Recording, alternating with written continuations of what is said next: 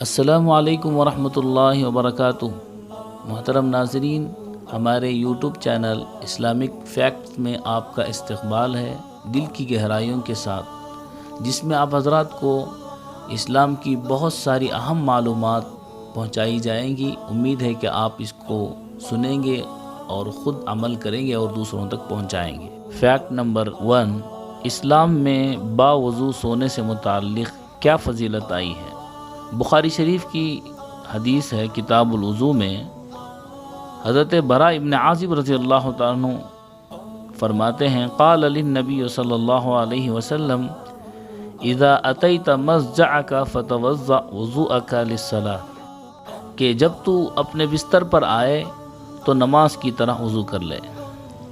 ایک اور حدیث میں ہے کہ جو آدمی طہارت کے ساتھ رات گزارے پھر وہ اس رات مر جائے تو شہید قرار دیا جائے گا، یعنی حکمی شہید ہوگا۔ فیکٹ نمبر 2، بغیر ٹوپی کے نماز ادا کرنا کیسا ہے؟ ٹوپی کے رہتے ہوئے بغیر ٹوپی کے نماز پڑھنا مکروہ ہے۔ اگر کبھی کبھار بغیر ٹوپی کے نماز پڑھ لی تو نماز تو ادا ہو جائے گی، لیکن سوال یہ ہے کہ کیا رسول اللہ صلی اللہ علیہ وسلم سے ٹوپی کا پہننا ثابت ہے؟ تو جواب یہ ہے کہ ہاں، فتاوی دارالعلوم میں یہ بات لکھی ہوئی ہے کہ حضرت عمر رضی اللہ تعالیٰ عنہ سے مروی ہے، نبی کریم صلی اللہ علیہ وسلم سفید ٹوپی پہنتے تھے۔ اور اسی طرح حضرت عائشہ رضی اللہ تعالیٰ عنہ سے بھی مروی ہے کہ نبی کریم صلی اللہ علیہ وسلم سفر میں کان والی اور حضر میں یعنی مقام میں رہتے ہوئے پتلی شامی ٹوپی پہنتے تھے۔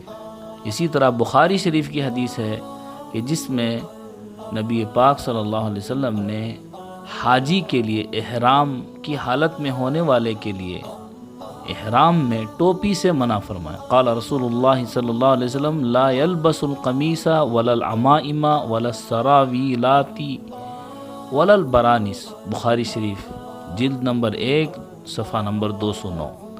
یہ اس بات کی دلیل ہے کہ جب پہنتے تھے اسی لیے تو احرام کی حالت میں اس کو پہننے سے منع فرمایا ہے۔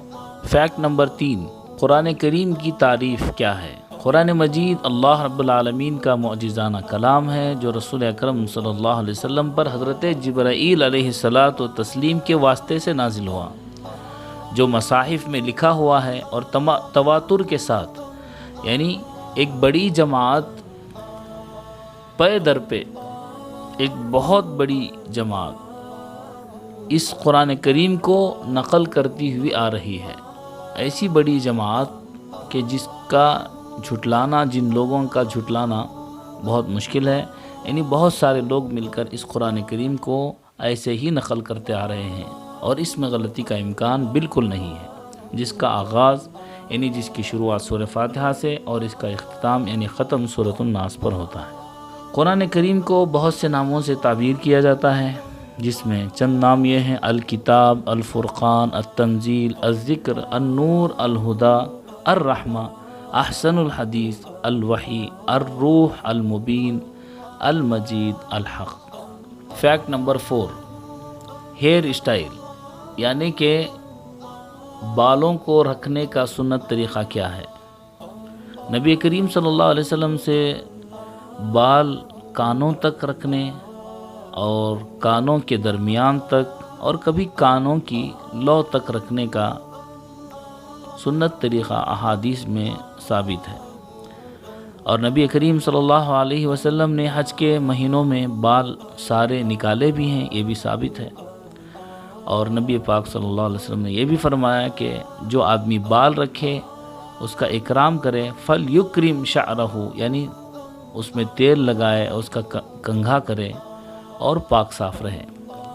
لیکن جو آج کل انگریزی فیشن کے بال رکھنا نوجوانوں کی عادت ہو گئی ہے، یہ رسول اللہ صلی اللہ علیہ وسلم کے طریقے سے بالکل خلاف ہے، غیروں کا طریقہ ہے جس میں خود نمائی ہوتی ہے، ہر وقت آدمی اس کو سنوارنے میں لگا رہتا ہے اور اپنے آپ کو اچھا بتانے کی کوشش میں لگا رہتا ہے، یہ درست نہیں ہے۔ اور اسی طرح نہى النبی صلی اللہ علیہ وسلم عن الخزع، یعنی کہیں کے بال چھوٹے رکھے جائیں یا منڈا دیے جائیں اور کہیں بال رکھے جائیں، سر کے ایک ہی حصے میں کہیں بال نکال دیے جائیں اور کہیں رکھے جائیں، اس کو بھی نبی پاک صلی اللہ علیہ وسلم نے منع کیا ہے۔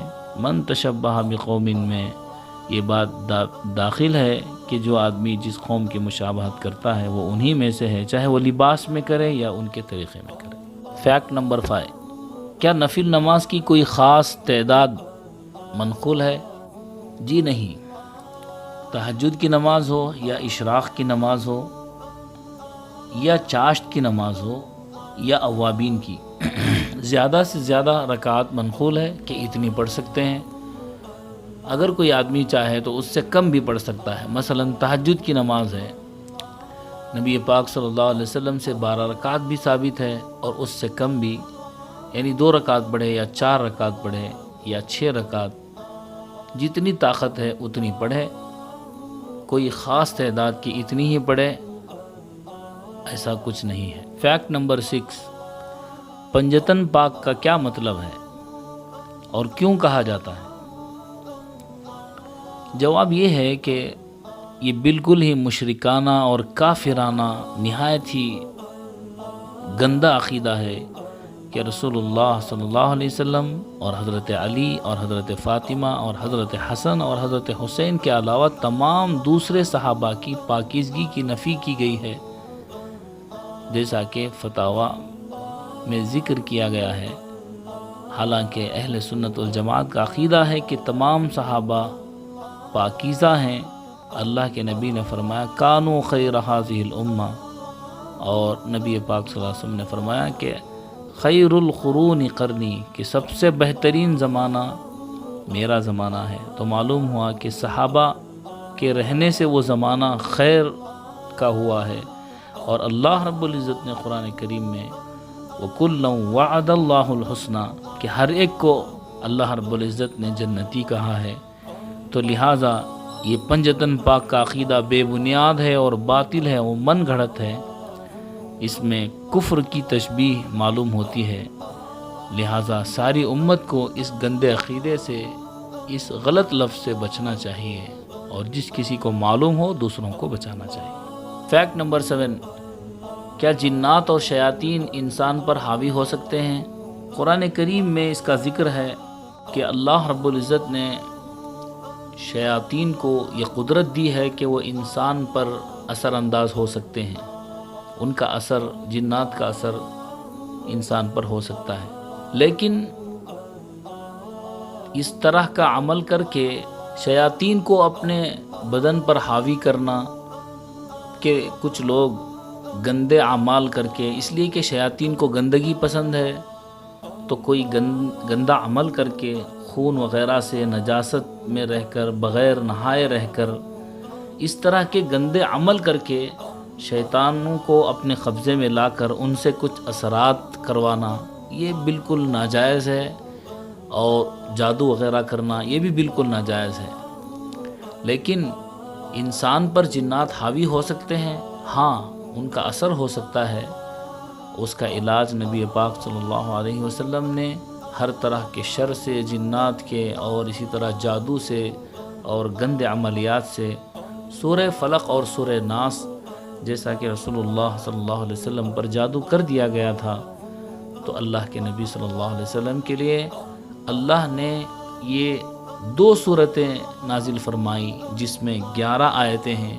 11 گرہ باندھ کر یہودیوں نے آپ صلی اللہ علیہ وسلم پر جادو کر دیا تھا، تو اللہ رب العزت نے اس کے توڑ میں، اس کے علاج کے لیے یہ آیتیں نازل فرمائی، اور رسول اللہ صلی اللہ علیہ وسلم کا زندگی بھر معمول تھا کہ آپ رات میں اس کو پڑھ کر سویا کرتے تھے۔ مسنون طریقہ ہے، لہٰذا ہم کو بھی چاہیے کہ ہم روزانہ اس کا ورد رکھیں اور اپنے بدن پر اس کو پھیر لیں۔